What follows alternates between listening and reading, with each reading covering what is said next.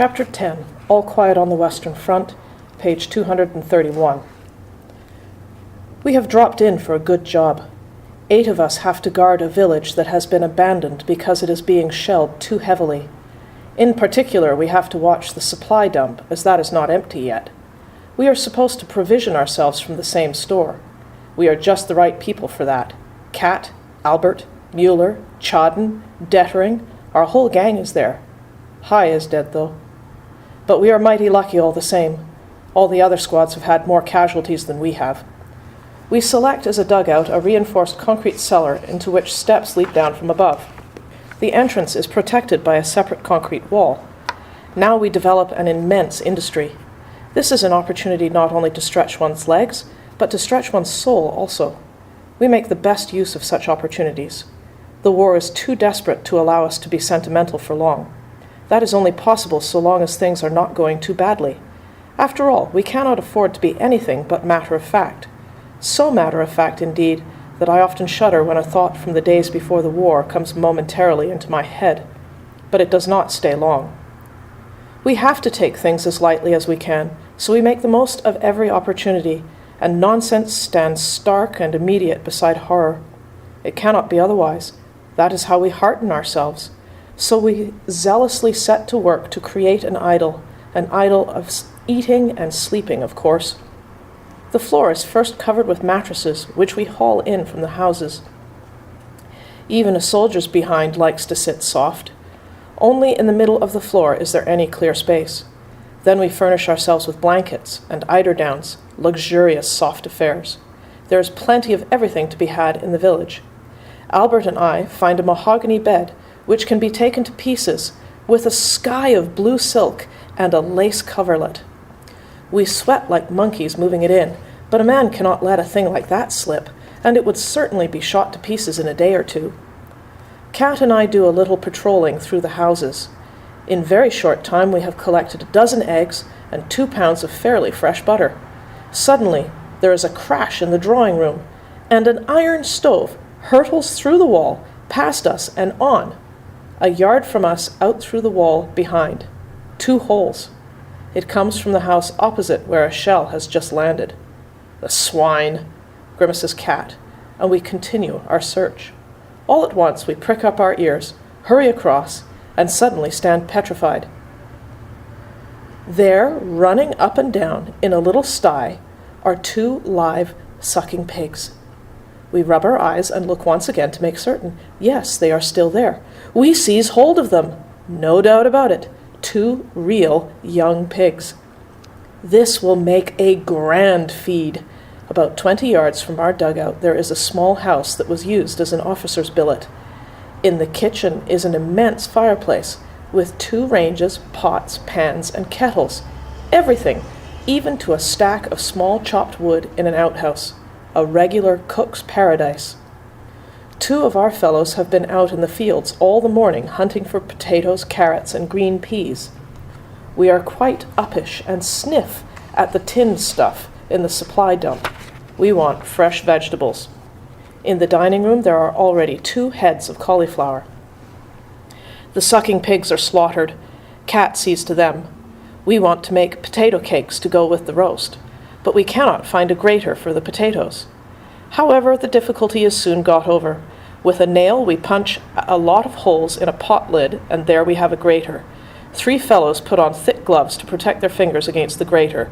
2 others peel the potatoes, and the business gets going. Cat takes charge of the sucking pigs, the carrots, the peas, and the cauliflower. He even mixes a white sauce for the cauliflower. I fry the pancakes, 4 at a time. After 10 minutes I get the knack of tossing the pan so that the pancakes which are done on one side sail up, turn in the air, and are caught again as they come down. The sucking pigs are roasted whole. We all stand round them as before an altar. In the meantime we receive visitors, a couple of wireless men, who are generously invited to the feed. They sit in the living room where there is a piano. One of them plays, the other sings An der Weiser. He sings feelingly, but with a rather Saxon accent. All the same, it moves us as we stand in the fireplace, preparing the good things. Then we begin to realize we are in for trouble. The observation balloons have spotted the smoke from our chimney. and the shells start to drop on us. They are those damned spraying little daisy cutters that make only a small hole and scatter widely close to the ground. They keep dropping closer and closer all round us. Still, we cannot leave the grub in the lurch. A couple of splinters whiz through the top of the kitchen window. The roast is ready. But frying the pancakes is getting difficult. The explosions come so fast that the splinters strike again and again against the wall of the house and sweep in through the window. Whenever I hear a shell coming, I drop down on one knee with the pan and the pancakes and duck behind the wall of the window.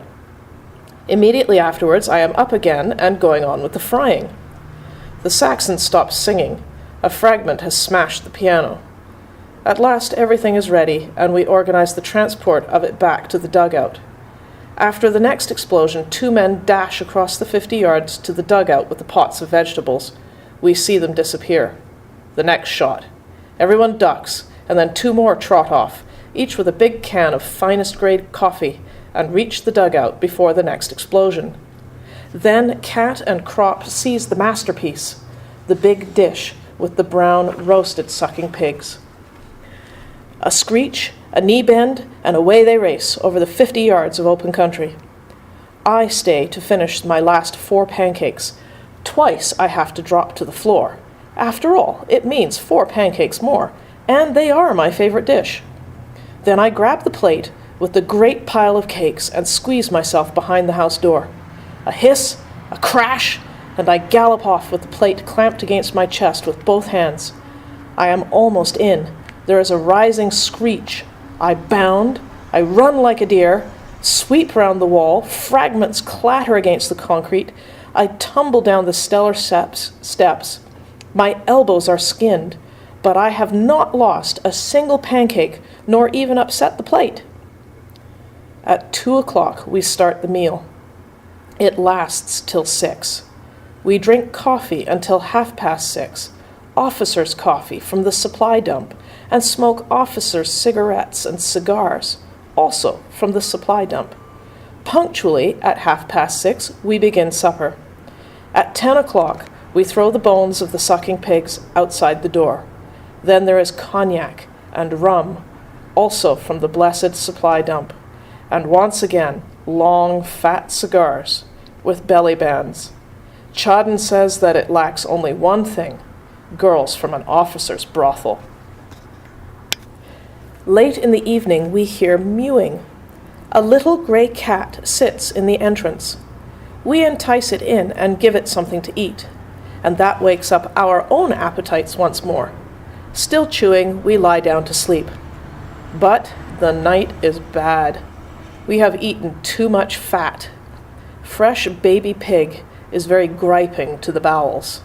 There is an everlasting coming and going in the dugout. 2, 3 men with their pants down are always sitting about outside and cursing. I have been out 9 times myself. About 4 o'clock in the morning, we reach a record. All 11 men, guards and visitors, are squatting outside. Burning houses stand out like torches against the night. Shells lumber across and crash down. Munitions columns tear along the street. On one side, the supply dump has been ripped open.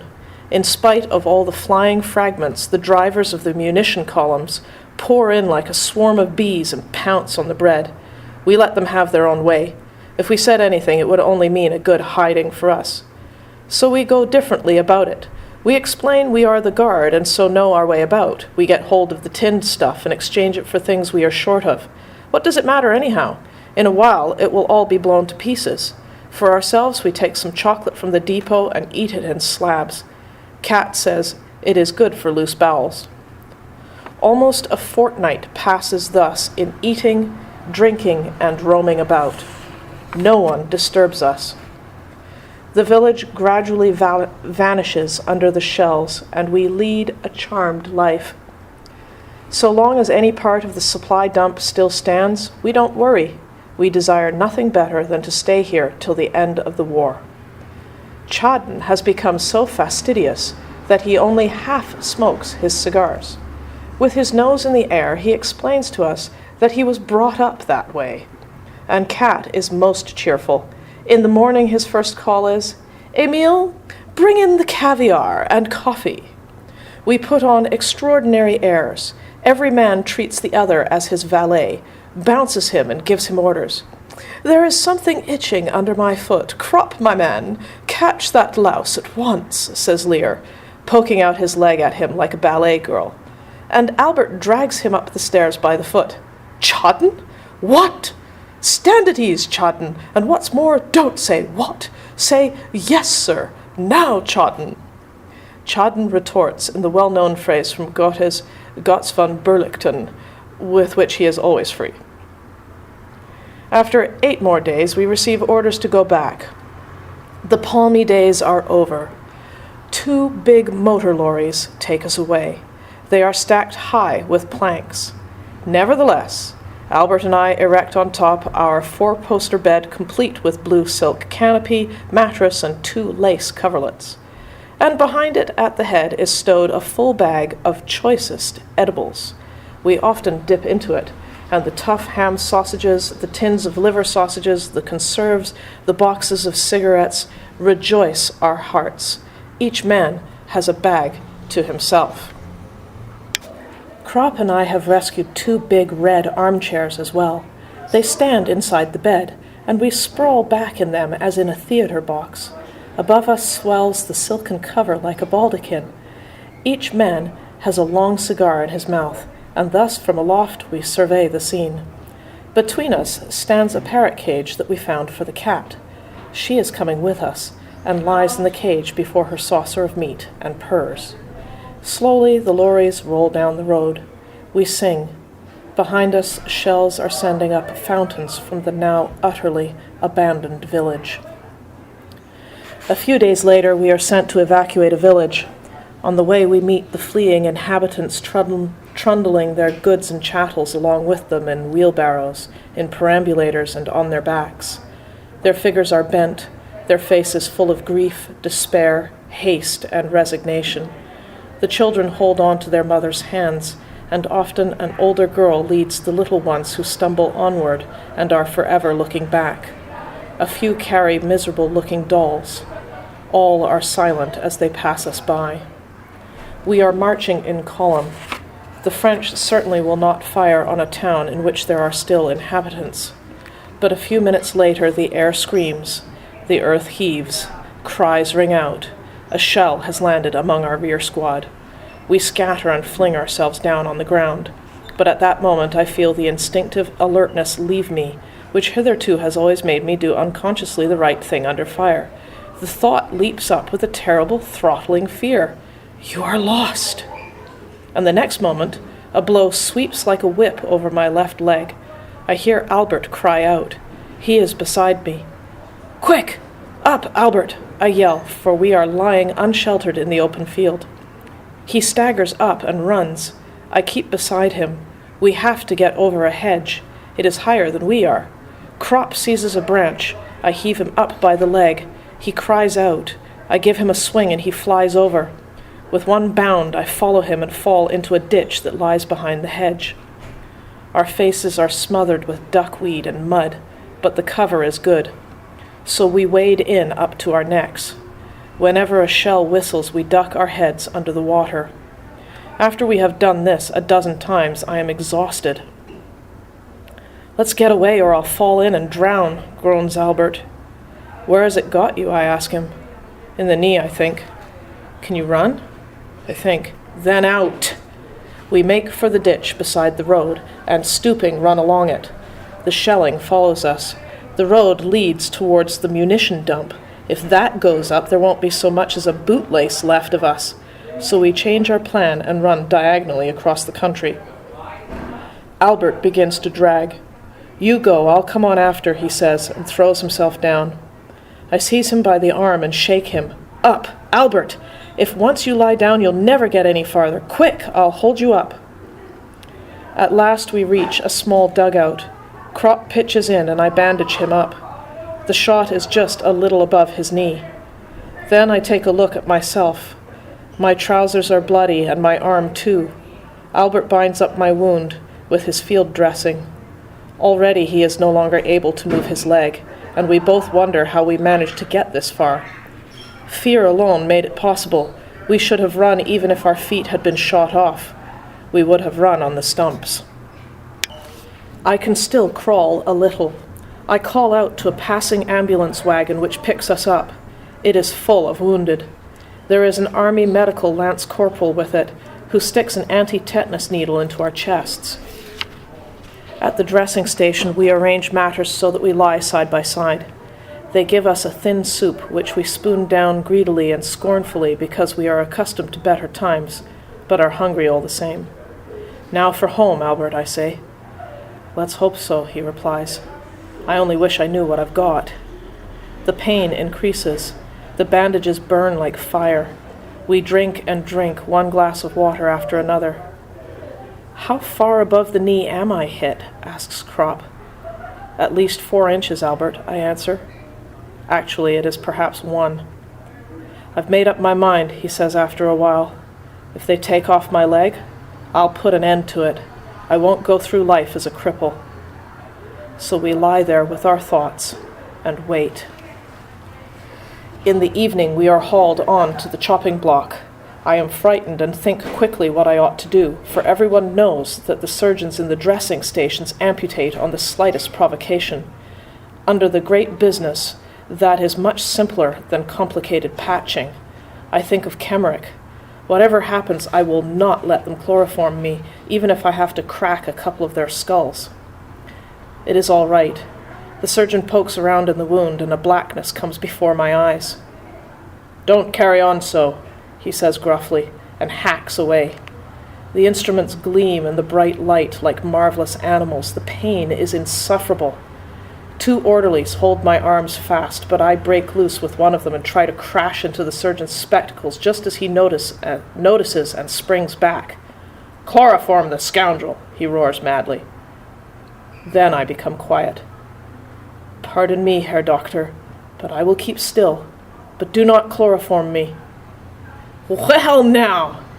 He cackles and takes up his instrument again. He is a fair fellow, not more than 30 years old, with scars and disgusting gold spectacles.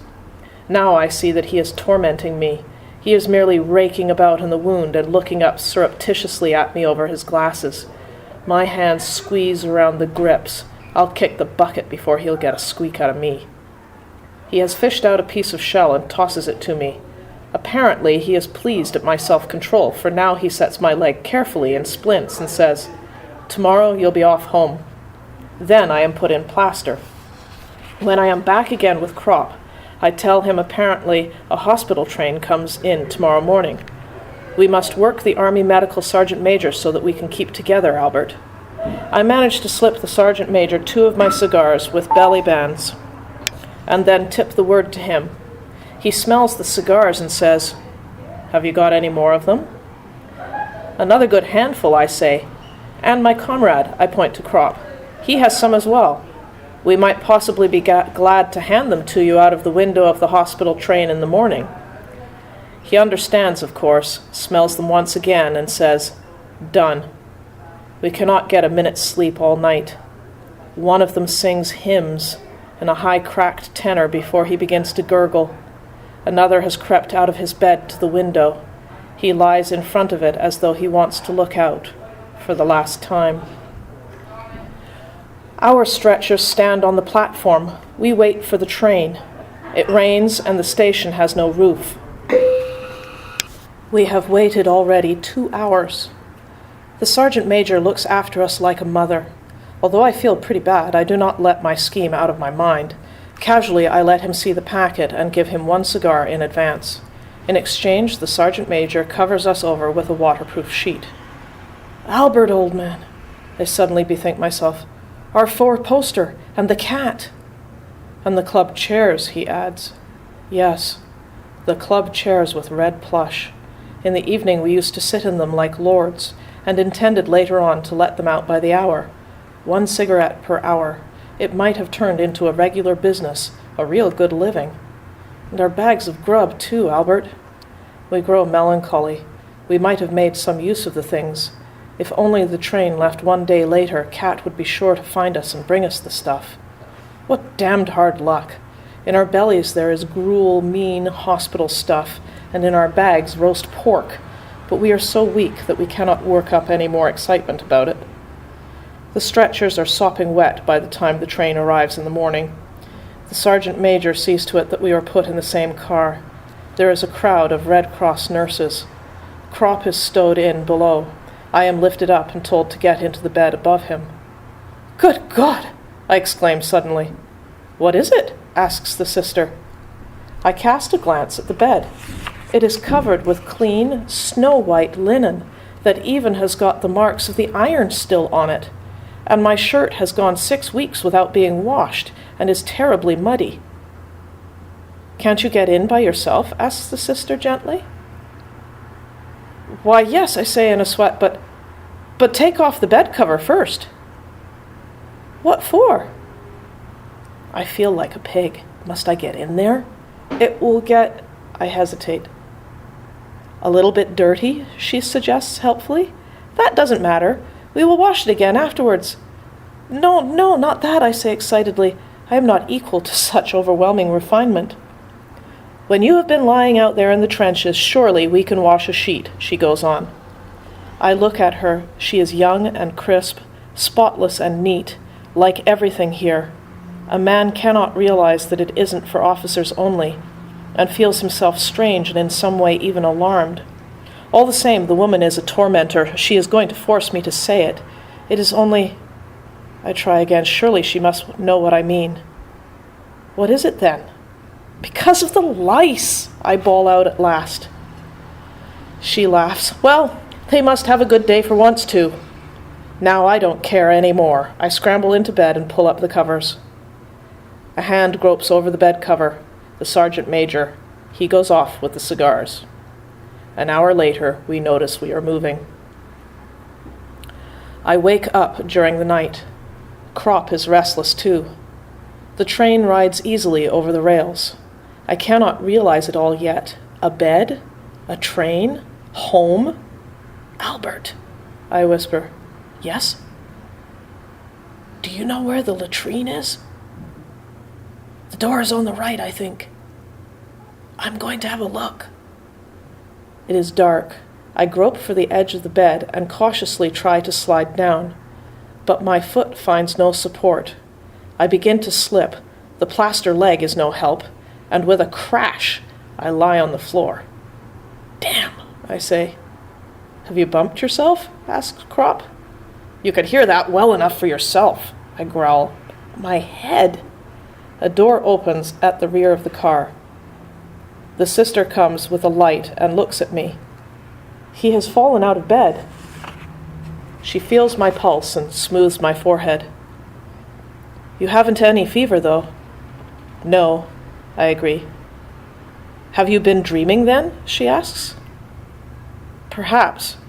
I evade. The interrogation starts again. She looks at me with her clear eyes, and the more wonderful and sweet she is, the less I am able to tell her what I want. I am lifted up into bed again. That will be all right. As soon as she goes, I must try to climb down again. If she were an old woman, it might be easier to say what a man wants. But she is so very young, at the most 25. It can't be done. I cannot possibly tell her. Then Albert comes to my rescue. He is not bashful. It makes no difference to him who is upset. He calls to the sister. She turns around. "Sister, he wants..." But no more does Albert know how to express it modestly and decently. Out there we say it in a single word, but here to such a lady... All at once he remembers his school days and finishes hastily. "He wants to leave the room, sister." "Ah," says the sister, "but he shouldn't climb out of his bed with a plaster bandage. What do you want, then?" she says, turning to me. I am in mortal terror at this turn, for I haven't any idea what the things are called professionally. She comes to my help. "Little or big?" "Shocking business." I sweat like a pig and say shyly, "Well, only quite a little one." At any rate, it produces the effect. I get a bottle. After a few hours, I am no longer the only one, and by morning we are quite accustomed to it and ask for what we want without any false modesty. The train travels slowly. Sometimes it halts and the dead are unloaded. It halts often. Albert is feverish. I don't feel too bad. I have some pain, but the worst of it is that apparently there are still lice under the plaster bandage. They itch terribly, and I cannot scratch myself. We sleep through the days. The country glides quietly past the window. The third night, we reach Herbesthal. I hear from the sister that Albert is to be put off at the next station because of his fever. How far does the train go, I ask. To Cologne. Albert, I say, we stick together, you see. On the sister's next round, I hold my breath and press it up into my head. My face swells and turns red. She stops. Are you in pain? Yes, I groan. All of a sudden. She gives me a thermometer and goes on. I would not have been under Kat's tuition if I did not know what to do now. These army thermometers are not made for old soldiers. All one has to do is drive the quicksilver up, and then it stays without falling again. I stick the thermometer under my arm at a slant and flip it steadily with my forefinger. Then I give it a shake. I send it up to 100.2. But that is not enough. A match held cautiously near to it brings it up to 101.6. As the sister comes back, I blow myself out, breathe in short gasps, goggle at her with vacant eyes, toss about restlessly, and mutter in a whisper, I can't bear it any longer. She notes me down on a slip of paper. I know perfectly well my plaster bandage will not be reopened if it can be avoided. Albert and I are put off together. We are in the same room in a Catholic hospital. That is a piece of luck. The Catholic infirmaries are noted for their good treatment and good food. The hospital has been filled up from our train. There are a great many bed cases among them. We do not get examined today because there are too few surgeons. The flat trolleys with the rubber wheels pass continually along the corridor, and always with someone stretched at full length upon them. A damnable position stretched out full length like that. The only time it is good is when one is asleep. The night is very disturbed. No one can sleep. Toward morning we doze a little. I wake up just as it grows light. The doors stand open, and I hear voices from the corridor. The others wake up too. One fellow who has been there a couple of days already explains it to us. Up here in the corridor, every morning the sisters say prayers. They call it morning devotion, and so that you can get your share, they leave the door open. No doubt it is well meant, but it gives us aches in our heads and bones. Such an absurdity, I say, just when a man dropped off to sleep. All the light cases are up here. That's why they do it here, he replies. Albert groans. I get furious and call out, Be quiet out there! A minute later, a sister appears. In her black and white dress, she looks like a beautiful tea cozy. Shut the door, will you, sister? Says someone. We are saying prayers, that is why the door is open, she responds. But we want to go on sleeping. Prayer is better than sleeping. She stands there and smiles innocently. And it is 7 o'clock already. Albert groans again. Shut the door, I snort. She is quite disconcerted. Apparently she cannot understand. But we are saying prayers for you too. Shut the door anyway. She disappears, leaving the door open. The intoning of the litany proceeds. I feel savage and say, I'm going to count up to 3. If it doesn't stop before then, I'll let something fly. Me too, says another. I count up to 5. Then I take hold of a bottle, aim, and heave it through the door into the corridor. It smashes into 1,000 pieces. The praying stops. A swarm of sisters appear and reproach us in concert. Shut the door, we yell. They withdraw. The little one who came first is the last to go. Heathen, she chirps, but shuts the door all the same. We have won. At noon, the hospital inspector arrives and abuses us. He threatens us with clink and all the rest of it. But a hospital inspector is just the same as a commissariat inspector, or anyone else who wears a long sword and shoulder straps, but is really a clerk, and is never considered even by a recruit as a real officer. So we let him talk. What could they do to us anyway? Who threw the bottle? He asks. Before I can think whether I should report myself, someone says, I did. A man with bristling beard sits up. Everyone is excited. Why should he report himself? You? Yes. I was annoyed because we were waked up unnecessarily and lost my senses, so I did not know what I was doing. He talks like a book. What is your name? Reinforcement Reservist Josef Hamaker. The inspector departs. We are all curious. But why did you say you did it? It wasn't you at all. He grins. That doesn't matter. I've got a shooting license. Then, of course, we all understand. Whoever has a shooting license can do just whatever he pleases. Yes, he explains. I got a crack in the head, and they presented me with a certificate to say that I was periodically not responsible for my actions. Ever since then, I've had a grand time. No one dares to annoy me, and nobody does anything to me. I reported myself because the shot amused me. If they open the door again tomorrow, we will pitch another. We are overjoyed. With Josef Hamaker in our midst, we can now risk anything. Then come the soundless, flat trolleys to take us away. The bandages are stuck fast. We bellow like steers. There are 8 men in our room. Peter, a curly, black-haired fellow, has the worst injury, a severe lung wound. Franz Wachter, alongside him, has a shot in the arm, which didn't look too bad at first. But the third night he calls out to us, telling us to ring. He thinks he has a hemorrhage. I ring loudly. The night sister does not come.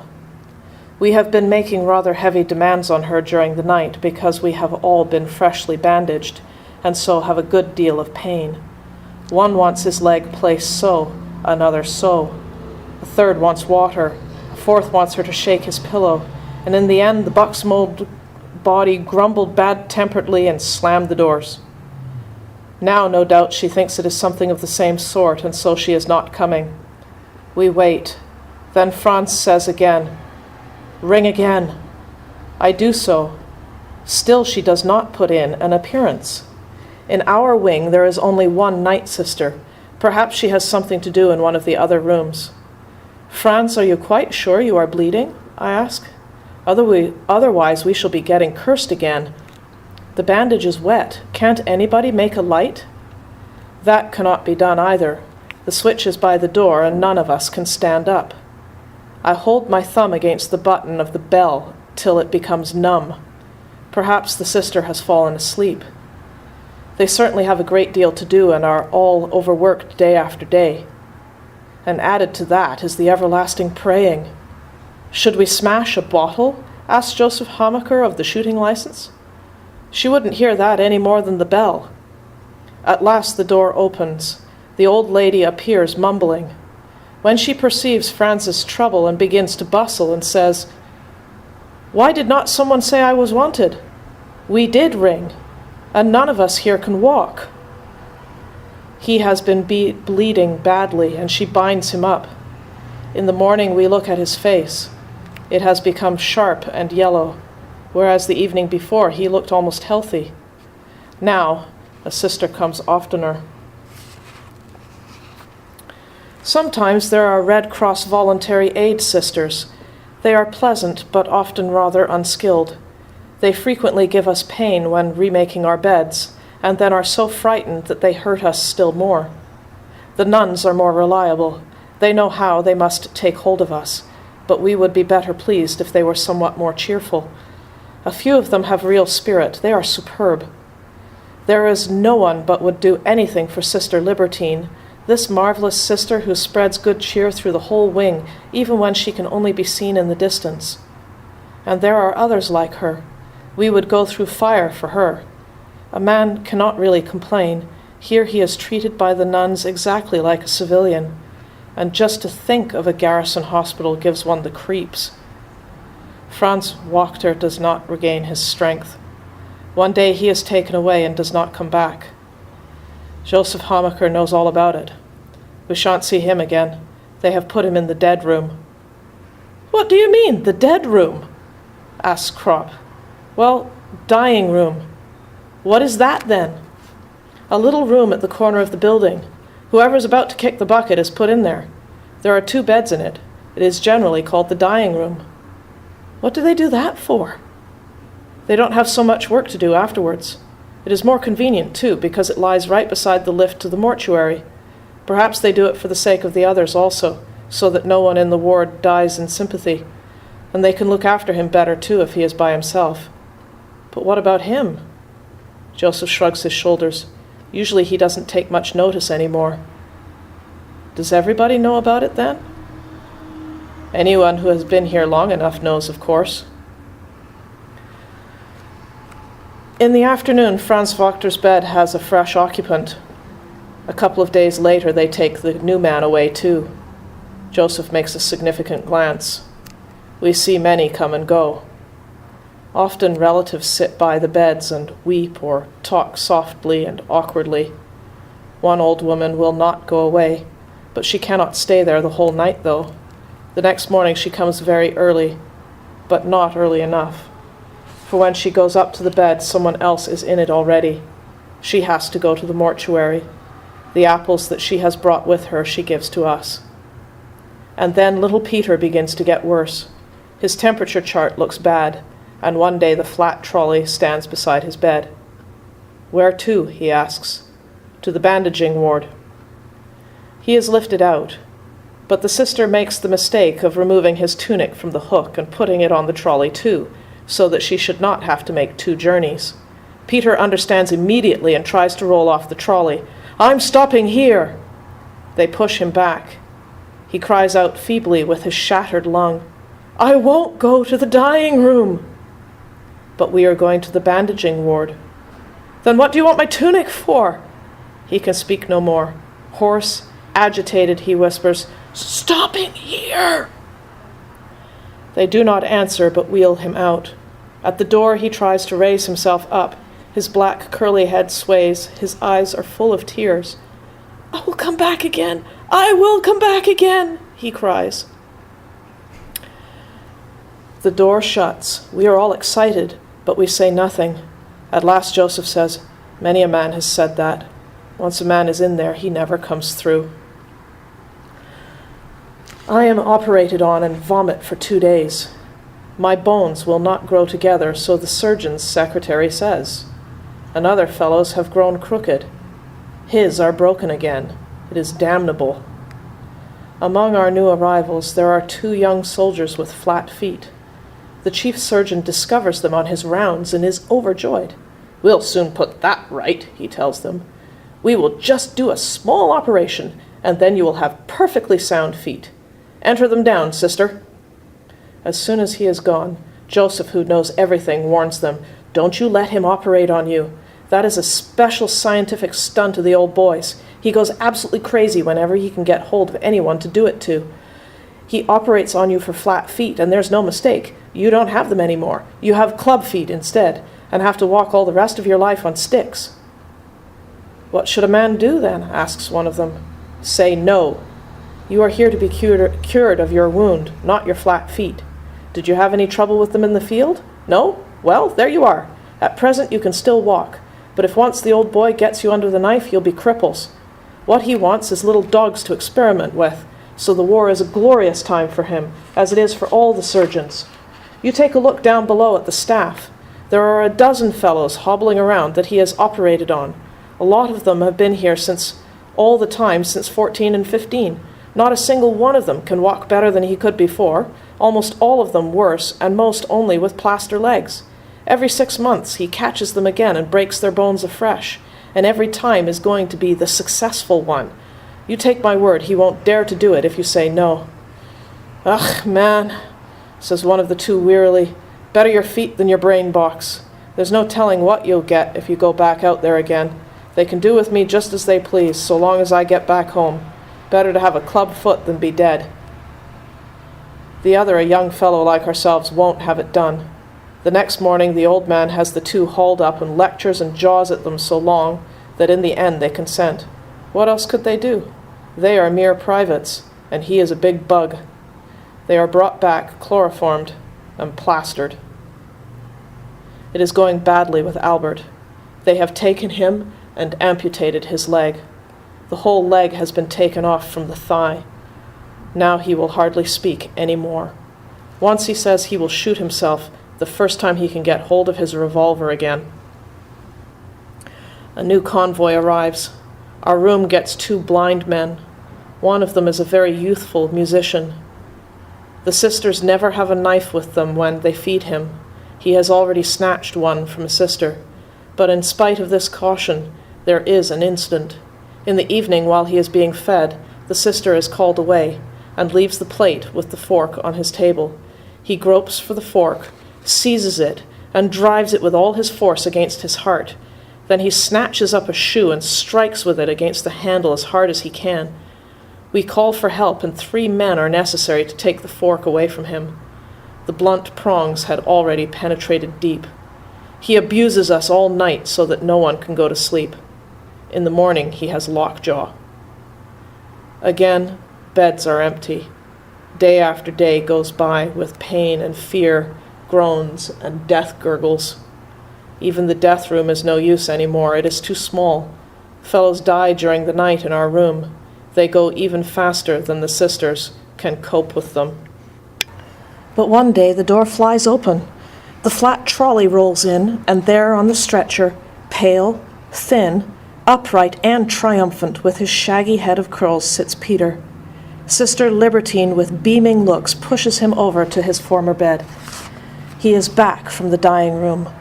We have long supposed him dead. He looks round. "What do you say now?" And Joseph has to admit that it is the first time he has ever known of such a thing. Gradually, a few of us are allowed to get up, and I am given crutches to hobble around on, but I do not make much use of them. I cannot bear Albert's gaze as I move about the room. His eyes always follow me with a strange look, so I sometimes escape to the corridor. There I can move about more freely. On the next floor below are the abdominal and spine cases, head wounds and double amputations. On the right side of the wing are the jaw wounds, wounds in the joints, wounds in the kidneys, wounds in the testicles, wounds in the intestines. Here a man realizes for the first time in how many places a man can get hit. 2 fellows die of tetanus. Their skin turns pale, their limbs stiffen. At last only their eyes live, stubbornly. Many of the wounded have their shattered limbs hanging free in the air from a gallows. Underneath the wound, a basin is placed into which drips the pus. Every 2 or 3 hours the vessel is emptied. Other men lie in stretching bandages with heavy weights hanging from the end of the bed. I see intestine wounds that are constantly full of excreta. The surgeon's clerk shows me X-ray photographs of completely smashed hip bones, knees, and shoulders. A man cannot realize that above such shattered bodies there are still human faces in which life goes its daily round. And this is only one hospital, one single station.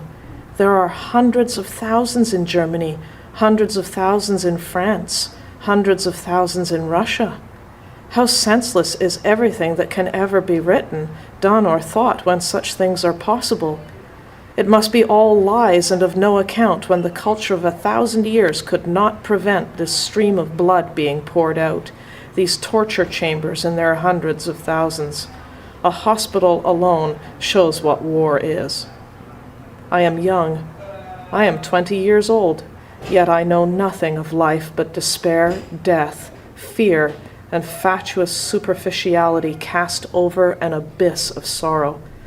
I see how peoples are set against one another, and in silence unknowingly, foolishly, obediently, innocently slay one another.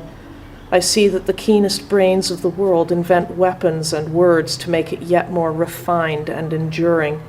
And all men of my age here and over there, throughout the whole world, see these things. All my generation is experiencing these things with me. What would our fathers do if we suddenly stood up and came before them and proffered our account? What do they expect of us if a time ever comes when the war is over? Through the years, our business has been killing. It was our first calling in life. Our knowledge of life is limited to death. What will happen afterwards? And what shall come out of us? The oldest man in our room is Lewandowski. He is 40 and has already lain 10 months in the hospital with a severe abdominal wound. Just in the last few weeks he has improved sufficiently to be able to hobble about doubled up. For some days past he has been in great excitement. His wife has written to him from the little home in Poland where she lives, telling him that she has saved up enough money to pay for the fare and is coming to see him. She is already on the way and may arrive any day. Lewandowski has lost his appetite. He even gives away red cabbage and sausage after he has had a couple of mouthfuls. He goes round the room perpetually with the letter. Everyone has already read it a dozen times. The postmarks have been examined heaven knows how often. The address is hardly legible any longer for spots of grease and thumb marks, and in the end what is sure to happen, happens. Lewandowski develops a fever, and he has to go back to bed. He has not seen his wife for 2 years. In the meantime, she has given birth to a child whom she is bringing with her. But something else occupies Lewandowski's thoughts. He had hoped to get permission to go out when his old woman came, for obviously seeing is all very well. But when a man gets his wife again after such a long time, if at all possible, a man wants something else besides. Lewandowski has discussed it all with us at great length. In the army, there are no secrets about such things, and what's more, nobody finds anything objectionable in it. Those of us who are already able to go out have told him of a couple of very good spots in the town, parks and squares where he would not be disturbed. One of us even knows of a little room. But what is the use? There Lewandowski lies in bed with his troubles. Life holds no more joy for him if he has to forego this affair. We console him and promise to get over the difficulty somehow or other. The next afternoon his wife appears, a tousled little woman with anxious, quick eyes like a bird, in a sort of black, crinkly mantilla with ribbons. Heaven knows where she inherited the thing. She murmurs something softly and stands shyly in the doorway. It terrifies her that there are 6 of us men present. Well, Maria, says Lewandowski, and gulps dangerously with his Adam's apple. You can come in all right, they won't hurt you. She goes round and proffers each of us her hand. Then she produces the child, which in the intervals has done something in its napkin. From a large handbag embroidered with beads, she takes out a clean one and makes the child fresh and presentable. This dispels her first embarrassment, and the two begin to talk. Lewandowski is very fidgety. Every now and then he squints across at us, most unhappily, with his round goggle eyes. The time is favorable. The doctor's visit is over. At the most, one of the sisters might come in. So one of us goes out to prospect. He comes back and nods. Not a soul to be seen. Now's your chance, Johann. Set to. The two speak together in an undertone. The woman turns a little red and looks embarrassed. We grin good-naturedly and make pooh-poohing gestures. What does it matter? The devil take all conventions. They were made for other times.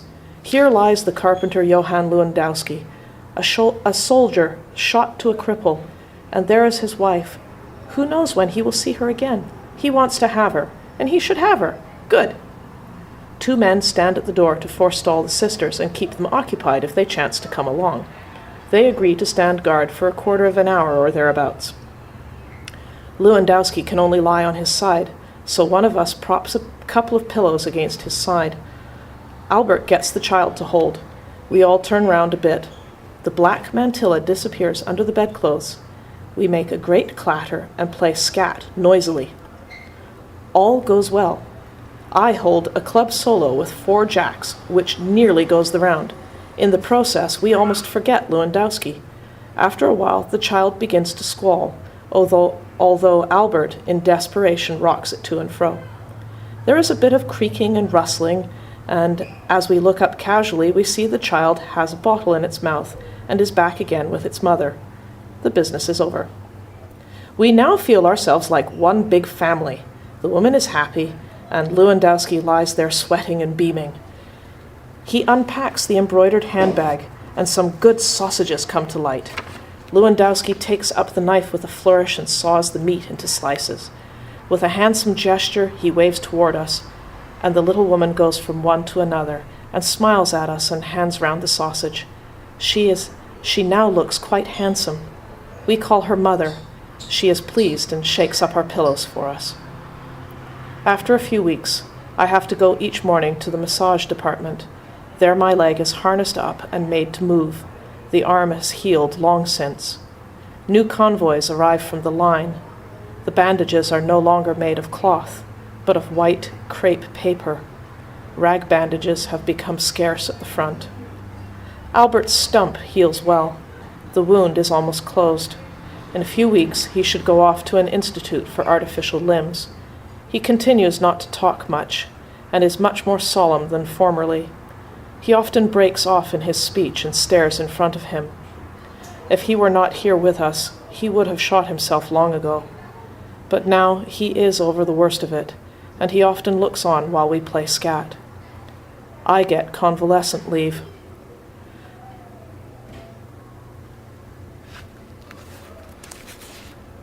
My mother does not want to let me go away. She is feeble. It is all much worse than it was last time. Then I am recalled to my regiment and return once more to the line.